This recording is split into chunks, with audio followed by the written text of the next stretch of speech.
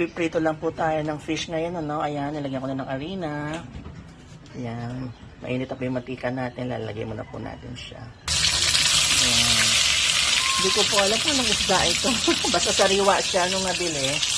Ayan. Ayan. Meron po kami alimagmag. Ayan. Ewan ko lang kung alam nyo itong alimagmag, ano? May sitaw, kamatis at malunggay. Gigisa lang po natin yan, sasabawan para meron tayong gulay, katerno ng ating pritong isda. At saka malalagyan pala ng papaya yan, ano? Yung papaya na medyo bubot pa, hindi pa hinog. Yan, kumukulo na po, no? Lagyan na po natin yung sitaw.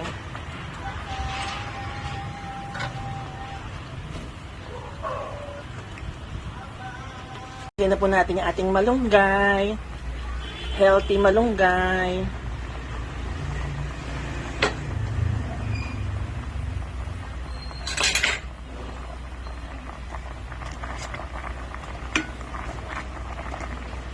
Sarap po nito, my God. Nakakagigil sa sarap, no, mga kagigil. Yan. Takpan po uli natin muna. Ayan, luto na po, no. Tikman muna natin.